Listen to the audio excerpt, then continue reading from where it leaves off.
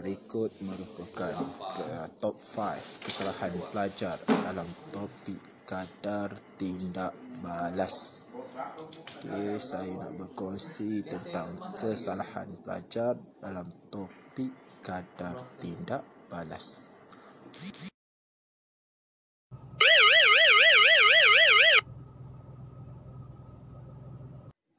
Nombor 5. Segi teori pelanggaran. Okey, teori pelanggaran tentang huraian pelajar. Okey, dalam faktor kadar tindak balas, faktor-faktornya ialah suhu, saiz, kepekatan larutan dan mangkin. So, pelajar kena tengok baik-baik cara nak memberi huraian dari segi teori pelanggaran. Okey, selalunya tak ada masalah dari segi. Contohnya, kalau suhu kita sabitkan dengan tenaga kinetik. Okey. Yang kedua, saiz. Kita sabitkan dengan jumlah luas permukaan bahan tindak balas. Yang ketiga adalah melibatkan, kita kaitkan dengan kepekatan, iaitu bilangan zarah per unit isi padu. Dan yang terakhir sekali, mangkin, kehadiran mangkin. Okey. Cikgu nak kongsi di sini sebab apa? Sebab dalam teori pelanggaran, kalau soalan minta terangkan faktor-faktor yang terlibat dalam eksperimen itu dari segi teori pelanggaran. Kesalahan pelajarnya di mana? Selalunya pelajar akan salah pada ayat frekuensi pelanggaran antara apa dengan apa. Iaitu pelajar akan tertinggal perkataan atom, sama ada atom, ion, ataupun molekul ataupun sebatian. Okey, dengan tolong take note benda tu. Okey, harap-harap pelajar jangan salah di situ. Ayat dalam nak buat ayat frekuensi pelanggaran dan frekuensi pelanggaran berkesan, iaitu antara apa dengan apa. Harap-harap pelajar faham tak maksud cikgu. Okey. Nombor 4. Dalam faktor kepekatan larutan. Okey. Kepekatan larutan merupakan salah satu faktor kadar tindak balas. Okey, kesalahan pelajar apa dia? Okey, kesalahan pelajar mengatakan, okey, apabila kepekatan larutan tinggi, maka bilangan zarah bergerak lebih cepat. Okey, pelajar kata apa? Lebih cepat. Apabila lebih cepat, dikaitkan dengan frekuensi pelanggaran, maka salah. Okey, sebab apa? Okey, ini jawapannya sebenarnya. Kerana sebenarnya apabila kepekatan larutan itu bertambah, bilangan zarah-zarah per unit isi padu larutan akan turut bertambah. Apabila bertambah, frekuensi pelanggaran berkesan akan bertambah.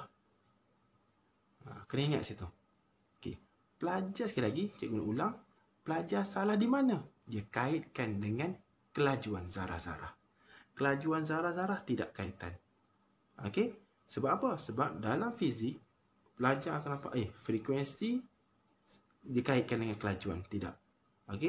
So, dalam konteks kelajuan, zarah-zarah tak ada memainkan peranan. So, pelajar kena jelas dengan cara lebih tepat. Bilangan zarah-zarah, bilangan zarah per unit isi padu bertambah, maka frekuensi pelanggaran berkesan turut bertambah. Frekuensi pelanggaran berkesan turut bertambah kenapa? Di antara ion-ion apa dengan ion-ion apa, ataupun atom ke, sebatian ke, depends kepada soalan. Maka bila frekuensi pelanggaran berkesan tinggi, maka kadar tinggi. Sekali lagi cikgu nak jelaskan, kepekatan tidak mempengaruhi kelajuan zarah-zarah. Kenapa? So, awak haramkan. Bila kepekatan tinggi, okey, jangan jawab. Kepekatan tinggi ada kaitan kan dengan zarah-zarah yang bergerak lebih cepat. Itu salah. Okey, sila rujuk balik, tengok baik-baik, perhati molek, insya-Allah awak boleh. Nombor 3. Mangkin. Okey, dari segi takrifan mangkin, ramai pelajar yang silap. Okey, pertama sekali, first perkataan dia. Okey, apakah takrifan mangkin? Okey, pelajar dia akan tertinggal kepala ayat dia, iaitu bahan kimia, sebatan kimia. Okey, contohnya, okey, mangkin ialah mempercepatkan tindak balas. Salah. Okey, mangkin yang mempercepat, mangkin ialah dia tak cakap. Dia kata mangkin ialah mempercepatkan tindak balas. Salah. Kerana tiada perkataan depan, iaitu kepala ayat ni iaitu bahan kimia ataupun sebatian kimia yang mempercepatkan tindak balas. Itu yang pertama tentang mangkin. Yang kedua, kesalahan pelajar ni mana? Okey, kesalahan pelajar yang kedua adalah apa? Yang kedua adalah pelajar menganggap mangkin ni tidak mengambil bahagian dalam tindak balas. Itu salah. Okey, sekali lagi cikgu ulang. Okey, mangkin tidak mengambil bahagian dalam suatu tindak balas. Itu salah. Bukan tidak mengambil bahagian, tetapi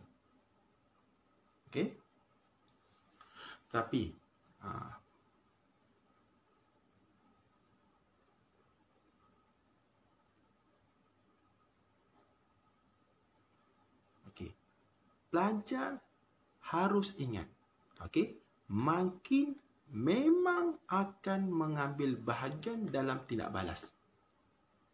Akan tetapi, ini, dia tetap mengambil bahagian, tetapinya sifat kimianya yang tidak berubah. Hati-hati dalam kamu nak tulis. Boleh. Yang ketiga, takrifan mangkin. Sekali lagi, ini cikgu terlupa. So, takrifan mangkin, apa dia? Pelajar selalunya silap. Bahan kimia ataupun sebatian kimia yang mempercepatkan tindak balas. Salah. Kena jelas, sekali lagi, salah. So, mangkin adalah bahan kimia atau sebatian kimia yang mempercepatkan tindak balas dan melambatkan tindak balas. Itulah yang sebenarnya tentang takrifan mangkin. Paling tepat, apakah takrifan mangkin? Bahan kimia yang dapat mengubahkan kadar tindak balas. Mengubah kadar tindak balas itu macam mana? Mempercepatkan tindak balas ataupun melambatkan tindak balas. Dan mengambil bahagian dalam suatu tindak balas itu tanpa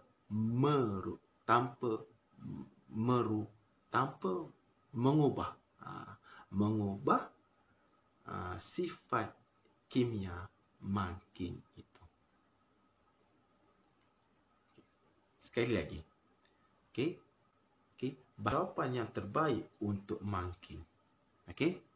So, apakah takrifan mangkin? Mangkin ialah bahan kimia ataupun sebatian kimia yang mengubah kadar tindak balas, iaitu mempercepatkan tindak balas atau melambatkan tindak balas.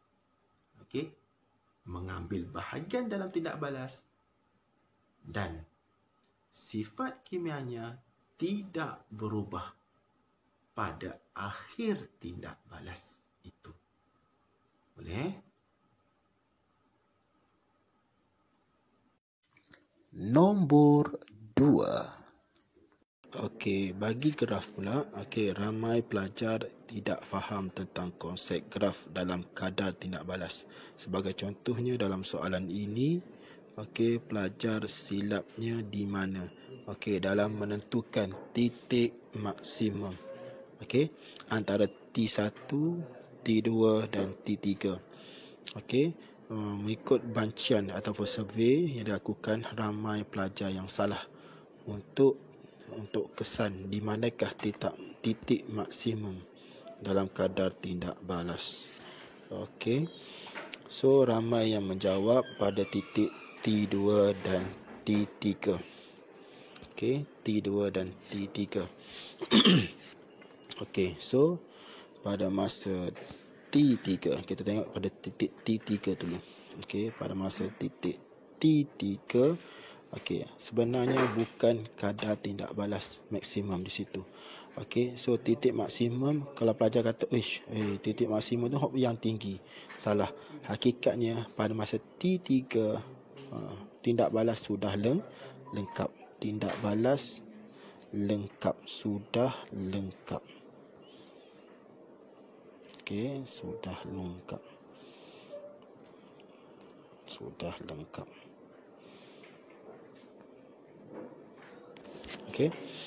Kenapa? Sebab dia sudah landai. Landai.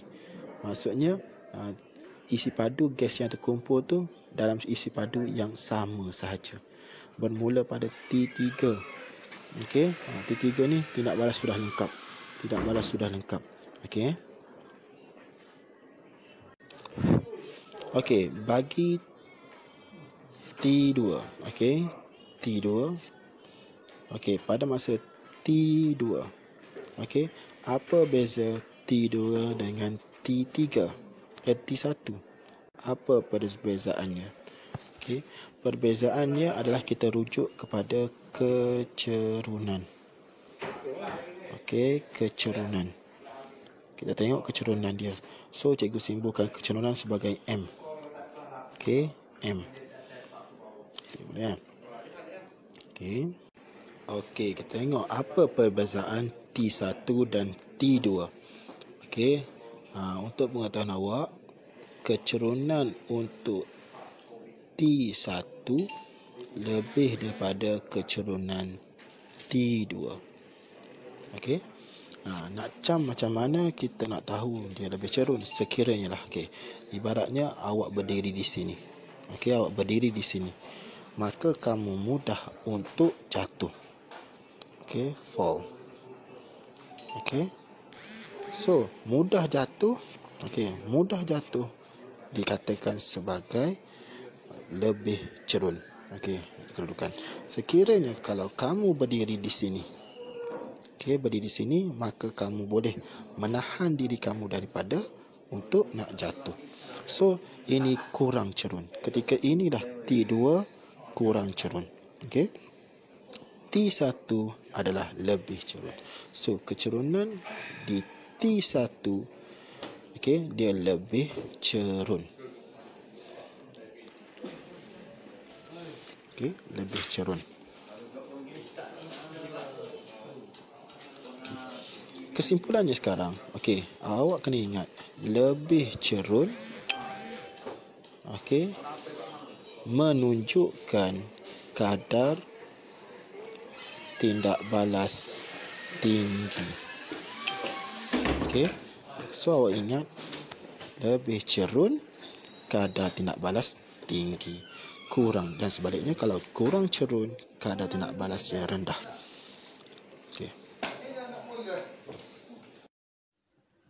Tempat yang pertama. Kita pergi kepada takrifan kadar tindak balas. Dalam takrifan kadar tindak balas ada kesilapan pelajar-pelajar. Dalam takrifan kadar tindak balas dan fungsi makin ada banyak pelajar yang tidak jelas tentang ini. Kadang dia ambil mudah. Untuk pengetahuan kamu semua, kalau kita tengok beberapa contoh ayat ni. Kadar tindak balas cepat, kadar tindak balas tinggi, tindak balas cepat, makin mempercepatkan kadar tindak balas makin merendahkan kadar tindak balas. Okey, ayat yang pertama. Kita pergi kepada ayat yang pertama. Ayat yang pertama, kadar tindak balas cepat. So bila sebut kadar, okey, dalam awak menulis perkataan ayat, okey, kadar kena hati-hati. Perkataan kadar awak kena ingat, bila awak guna perkataan kadar, kamu jangan guna perkataan cepat. Haram. Okey, jangan guna perkataan cepat. Okey, tengok ayat yang kedua. Kadar tindak balas tinggi. Okey. So, dalam ayat ini kadar tindak balas tinggi, okey, betul. Okey, kerana apa? Kerana perkataan tinggi. Okey, untuk yang ayat seterusnya, tindak balas cepat. Okey, tindak balas cepat pun boleh, kita boleh guna. Okey. Okey. Untuk yang seterusnya, makin mempercepatkan kadar tindak balas. Okey, so ini dalam fungsi makin. Dalam fungsi makin, awak tulis makin mempercepatkan. Perkataan cepat. Bila perkataan cepat awak gabungkan dengan dalam ayat awak tu perkataan kadar, maka ayat awak tu tetap salah. Okey, salah. Okey, diulang sekali lagi, ayat awak akan jadi salah. Sebab apa? Sebab awak gabungkan perkataan cepat dengan kadar. Okey, dan ayat yang terakhir sekali. Okey, makin merendahkan kadar tindak balas. Okey, so ayat ini betul. Kenapa? Sebab merendah. Okey, rendah dengan kadar boleh diterima pakai. Kerana okey, dia tidak ada kaitan dengan perkataan cepat ataupun lambat. Okey, kesimpulannya sekarang. Okey, kesimpulannya awak kena tahu. Okey, kalau nak guna perkataan kadar, awak boleh guna perkataan tinggi atau rendah sahaja. Okey, tinggi ataupun rendah. Sekiranya tiada perkataan kadar, awak boleh buat. Okey, kemungkinan tindak balas apa? Tindak balas cepat atau lambat. Atau kataan lain, perlahan. Okey. Boleh. So, kadar tindak balas tinggi. Okey, tinggi. Kadar tindak balas rendah. Okey, tindak balas itu cepat. Tindak balas lambat atau perlahan.